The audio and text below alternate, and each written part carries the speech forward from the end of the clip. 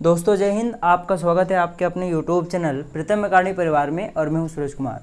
तो कैसे हैं आप लोग? आई होप कि आप लोग अच्छे होंगे, स्वस्थ होंगे, साथ ही साथ तैयारी जोरों शोर से कर रहे होंगे। तो बेसिकली जो आपका पीएम यशस्वी स्कॉलरशिप का जो एग्ज़ाम होगा, आपका एंट्रेंस एग्ज़ाम, उसके आज हम लोग जो मोस्ट इंपॉर्टेंट क्वेश्चन है उसका हम लोग आज अगला पार्ट यानी कि 8 नंबर का वीडियो लेकर आए हुए हैं। इससे पहले कुल मिलाकर आपको और 7 वीडियो देखने को मिलेंगे, उनको ज़रूर जाके चेक कर लीजिएगा। मैं ऐसा इसलिए फोर्स कर रहा हूँ क्योंकि हम लोग जितने भी सिलेक्टेड क्वेश्चन आपके लिए लाए हुए हैं ना, हाँ सिलेक्टेड क्वेश्चन है, क्योंकि ये सारे प्रश्न जो ऐसे पिक किए गए हैं ना, जो आपका किसी भी एंट्रेंस एग्जाम को आप लोग पकड़ लो, ये पीएम यशस्वी स्कॉलरशिप का एग्ज़ाम है या आकांक्षा का भी आता है, बहुत सारा और कई सारे एंट्रेंस एग्जाम होते हैं। साथ ही साथ इनके ऐसे भी प्रश्न हैं ना जो आपको बोर्ड एग्जाम में भी डायरेक्टली पूछे जाते हैं। तो इसीलिए चारों तरफ से ये मोस्ट इंपॉर्टेंट होने वाला है, तो इसीलिए गौर से सुने। 2 बार 3 बार 4 बार करके वीडियो को वॉच कर लीजिएगा तो आपका 95% काम तो यहीं हो जाएगा, बचेगा 5% तो आपको एग्जाम सेंटर में जाके याद आ जाएगा अपने आप।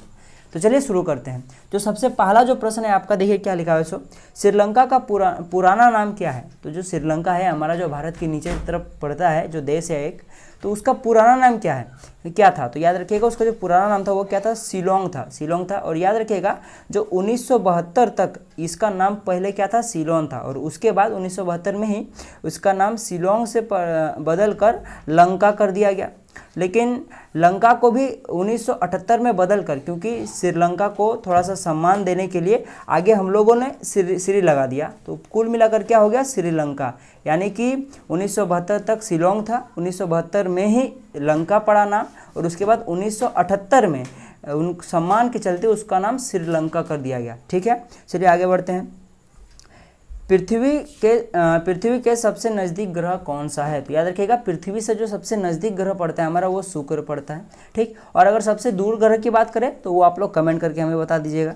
ठीक है, चलिए आगे बढ़ते हैं। गायत्री मंत्र का उल्लेख किस ग्रंथ में है? तो याद रखिएगा जो हमारा ऋग्वेद है, ये गायत्री मंत्र का यहीं पर आपको गायत्री मंत्र देखने को मिलेगा। चलिए आगे बढ़ते हैं हम लोग। कांसा किसकी मिश्र धातु होती है? तो याद रखिएगा जो कांसा होता है वो कॉपर और टीन का मिश्र धातु होता है। ठीक है भाई, चलिए आगे बढ़ते हैं। देखिए क्या लिखा है इसको, यहाँ पे बाल लिखा गया, यहाँ पे बॉल होगा, ठीक ना। बॉल पेन किस सिद्धांत पर कार्य करता है? तो याद रखिएगा जो पृष्ठ तनाव का जो सिद्धांत होता है उस पर बॉल पेन कार्य करता है। ठीक है, चलिए हम लोग आगे बढ़ते हैं। आगे देखिए क्या लिखा है। भारत में निर्मित प्रथम कंप्यूटर का नाम क्या है? तो याद रखिएगा जो भारत में पहला कंप्यूटर जो निर्मित हुआ था उसका नाम सिद्धार्थ रखा गया था। ठीक है, और जो सिद्धार्थ जो कंप्यूटर है इसकी स्थापना जो थी वो 16 अगस्त 1986 में बेंगलोर में किया गया था। याद रखिएगा ये बात। तो चलिए आगे बढ़ते हैं हम लोग।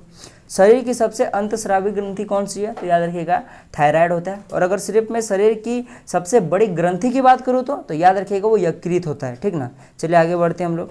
आगे जो प्रश्न है देखिएगा, जलियांवाला बाग हत्याकांड कब हुआ था? बहुत ही फेमस प्रश्न है, बहुत मोस्ट इंपॉर्टेंट है। ठीक ना, तो वो बेसिकली 13 अप्रैल को हुआ था 1919 में, याद रखिएगा। चलिए आगे बढ़ते हैं हम लोग।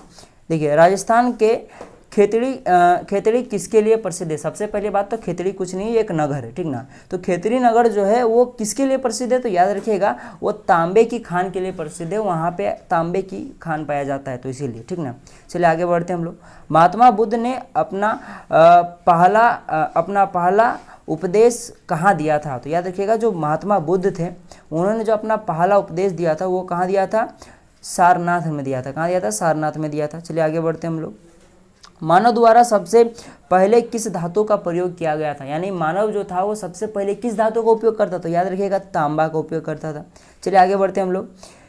पृथ्वी पर उत्तरी गोलार्ध में सबसे बड़ा दिन कब होता है? यानी कि जो पृथ्वी हमारा उसका जो उत्तरी गोलार्ध का भाग है वहाँ पे सबसे बड़ा दिन कब होता है? तो याद रखिएगा सबसे बड़ा दिन जो होता है वो 21 जून को पड़ता है। और अगर मैं सबसे छोटा दिन की बात करूँ तो याद रखिएगा वो 22 दिसंबर को पड़ता है। चलिए आगे बढ़ते हैं हम लोग।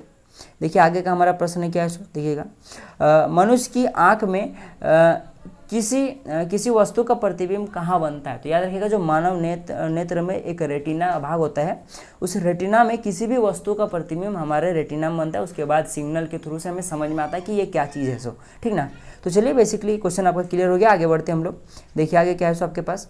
रेशम के कीड़े किस वृक्ष की कोमल पत्तियों पर पाले जाते हैं? तो याद रखिएगा जो शहतूत की पत्ती होती है, ठीक ना, उसमें रेशम की खेती बोल सकते हो, रेशम के कीड़ों की खेती बोल लो, या फिर रेशम के कीड़ों को पाला जाता है। ठीक ना, चलिए हम लोग आगे बढ़ते हैं। आगे का बहुत मोस्ट इंपॉर्टेंट प्रश्न है, याद रखिएगा।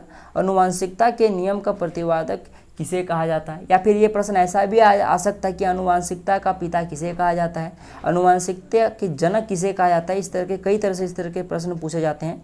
तो जब भी अनुवांशिकता दिख जाए और इस टाइप का प्रश्न है तो याद रखिएगा मेंडल ने किया था। पूरा नाम की बात करो तो क्या होता है, ग्रेगोर मेंडल, ठीक ना, याद रख लीजिएगा नाम तो।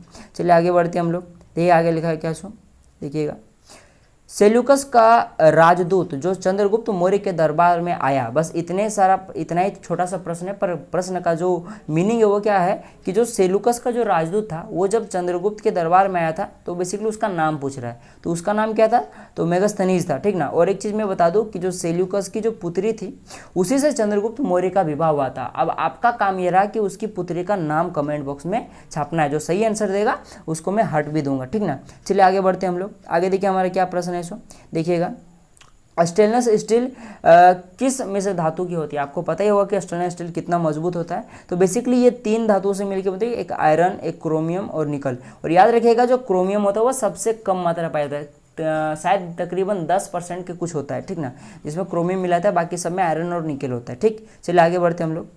शरीर में पाचन क्रिया अधिकतम किस अंग में संपन्न होती है, यानी कि जो हम लोग भोजन ग्रहण करते हैं उस भोजन का पाचन सबसे अधिक किस भाग में होता है। तो जो हमारी सबसे छोटी आंत होती है वहाँ पे होती है।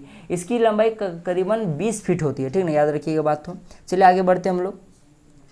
आगे देखिए हमारा प्रश्न है क्या लिखा हुआ है सो, भारत में भाषा के आधार पर बनने वाला पहला राज्य कौन सा था। या फिर ये प्रश्न ऐसा भी आ सकता है कि भाषा के आधार पर गठित होने वाला पहला राज्य, तो याद रखिएगा आंध्र प्रदेश था। डेट की मैं बात करूँ तो याद रखिएगा 10 अक्टूबर 1953 था, ठीक ना, याद रख लीजिएगा बात तो। चलिए आगे देखिए क्या लिखा हुआ है सो, स्वामी विवेकानंद ने विश्व धर्म सम्मेलन को कब संबोधित किया, ठीक ना, या फिर स्थापित किया, जो भी समझ लो। तो याद रखिएगा ये कब था, मैं डेट भी बताता हूँ, 11 सितंबर 1983 को। यहाँ तो सिर्फ 1983 लिखा हुआ है, डेट भी याद रख लीजिएगा, 11 सितंबर 1983 को। किस जगह पे, शिकागो में। और ये तकरीबन अभी देखा जाए तो अभी से 130 साल बीत चुके इस बात को, ठीक ना, आप लोग जोड़ के देख सकते हो, ठीक ना। चलिए आगे बढ़ते हैं। देखिए आगे का हमारा प्रश्न क्या है सो, देखिए विश्व का सबसे बड़ा द्वीप कौन सा है, ठीक ना, तो वो कौन सा है, ग्रीनलैंड है, ठीक ना। और अगर मैं इसकी कुल क्षेत्रफल की बात करूँ तो याद रखिएगा करीबन 21 लाख कुछ, अगर मैं बता दूँ तो क्या होगा 2.166 मिलियन किलोमीटर्स है, ठीक है, याद रख लीजिएगा। और आपका एक काम रहा कि सबसे छोटा द्वीप कौन सा है ये आपको कमेंट बॉक्स में छापना है, साथ ही साथ उसका एरिया भी बताना है, ठीक ना। आगे देखिए प्लास्टर ऑफ पेरिस किससे बनता है। अच्छा प्रश्न है, 10 क्लास का प्रश्न है। तो ये जिप्सम से बनता है, ठीक ना। और अगर मैं प्लास्टर ऑफ पेरिस का अगर रासायनिक सूत्र का मैं बात करूँ तो याद रखिएगा CaSO4 इंटू में हाफ H2O, हाफ मतलब 1/2 H2O होता है। ये किसका सूत्र होता है, प्लास्टर ऑफ पेरिस का होता है। और अगर मैं जिप्सम का पूछूँ तो बस सेम होगा, बस यहाँ पे जो हाफ है हाफ के जगह पे 2 हो जाएगा, यानी कि CaSO4 इंटू में 2 H2O होगा जिप्सम का, याद रख लीजिएगा। चलिए आगे बढ़ते हैं। किस नदी को बिहार का शोक कहा जाता है, बिहार का शोक को या फिर बिहार का अभिशाप किस नदी को कहा जाता है, तो कोसी नदी को कहा जाता है, ठीक। आगे देखिए मछलियों किसकी सहायता से सांस लेती है। तो याद रखिएगा मछली आप लोग को पता है गलफड़ों की सांस लेती है। और आप लोग से एक छोटा सा प्रश्न है, बताइए तो मछलियों में कितने गलफड़े होते हैं, ठीक। चलिए आगे बढ़ते हैं हम लोग। देखिएगा रिजर्व बैंक ऑफ इंडिया यानी कि RBI का मुख्यालय कहाँ है, तो याद रखिएगा वो मुंबई में। और अगर मैं स्थापना की बात करूं कि RBI की स्थापना कब हुई थी और मुंबई कहाँ पे है, तो मुंबई महाराष्ट्र में। और स्थापना की बात करूं तो याद रखिएगा 1 अप्रैल 1935 में हुआ था। चलिए आगे बढ़ते हैं हम लोग। देखिएगा कोणार्क का सूर्य मंदिर किस प्रदेश में स्थित है, तो याद रखिएगा कोणार्क का जो सूर्य मंदिर है वो उड़ीसा में स्थित है। उड़ीसा का जो पुरी जिला है वहाँ पे पाया जाएगा, ठीक ना, आपको मिल जाएगा मंदिर। चलिए आगे बढ़ते हैं। धरती के तल का लगभग कितने प्रतिशत पानी है, तो वो 71% पानी है। और आप लोग का ये काम रहा कि भाई पानी तो धरती में है पर पानी अलग अलग फॉर्म में मौजूद है, कहीं बर्फ़ के फॉर्म में मौजूद है, तो कहीं समुद्र के पानी में, तो कहीं भाप में, बादल में। तो आप लोग का ये काम रहा कि भाई कितना प्रतिशत पानी बर्फ़ में है, कितना प्रतिशत भाप या फिर बोलो बादल के रूप में है, कितना प्रतिशत खारे जल यानी कि समुद्र के रूप में है, कितने प्रतिशत भूमि में है, आप लोग को ये कमेंट करके बताना है, ठीक ना। भूमि का मतलब जो हम लोग का पेयजल होता है, चापाकल, कुआं वगैरह से निकलता है, उस सब की बात कर रहा हूँ मैं, ठीक ना। आगे देखिए क्या लिखा सो, हमारे सौरमंडल का सबसे बड़ा ग्रह कौन सा है, तो याद रखिएगा बृहस्पति है। और सबसे छोटा ग्रह की बात करो तो भाई बुध बाबा, ठीक है, बुध है हमारा। और अगर सूर्य से सबसे नज़दीक ग्रह की बात करूँ तो बुध ही होगा, ठीक है। और अगर मैं आपसे पूछूं कि बृहस्पति का सबसे बड़ा क्षेत्रफल मतलब क्षेत्रफल क्या होगा, तो वो आप लोग कमेंट करके बता दीजिएगा, ठीक ना। और बृहस्पति और साथ ही साथ शुक्र का भी बुध का भी बता दीजिएगा, ठीक, और पृथ्वी का भी। देखिएगा, स्वतंत्र भारत के प्रथम राष्ट्रपति कौन थे, यानी भारत जब आज़ाद हुआ उसके बाद जो राष्ट्रपति बने थे वो कौन थे, डॉक्टर राजेंद्र प्रसाद, याद रखिएगा। चलिए आगे बढ़ते हैं हम लोग।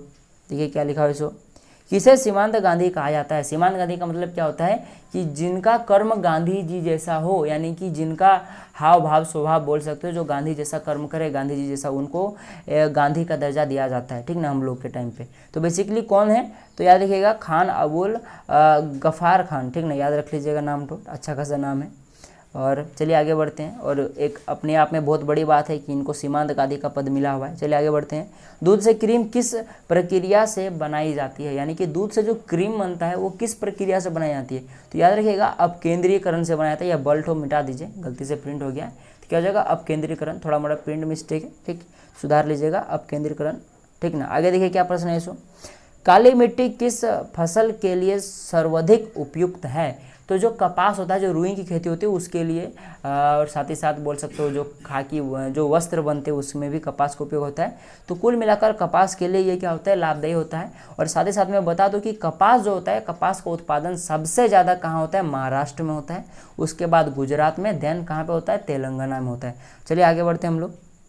देखिए क्या लिखा है सो, 1 किलोबाइट यानी कि केबी में कितने बाइट होते हैं, तो देखिए लिखिएगा, याद रखिएगा 10 तो 24 यानी कि 1024 बाइट होता है। चलिए आगे बढ़ते हैं हम लोग।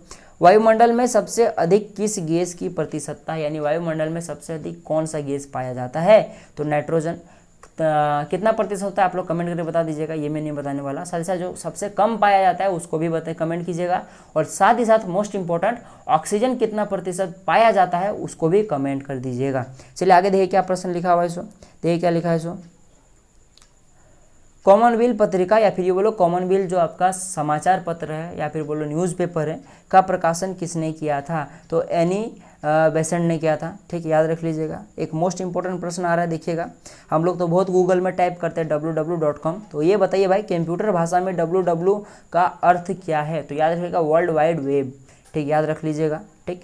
चलिए आगे बढ़ते हम लोग। भारत में सबसे पुरानी पर्वत श्रृंखला कौन सी है, तो आरावली पर्वतमाला, और ये विश्व की भी सबसे पुरानी पर्वत श्रृंखला है। बाकी इसके बारे में आपका क्या राय है कमेंट करके ज़रूर बताइएगा, ठीक। चलिए हम लोग आगे बढ़ते हैं। तो भारत की सबसे लंबी स्थलीय सीमा किस देश में लगती है, यानी कि प्रश्न का सीधा सा कहने का तात्पर्य ये है कि भारत में कुल मिलाकर 2 प्रकार का बॉर्डर आपको मिलेगा। सीमा का मतलब बॉर्डर ही होता है, ठीक ना।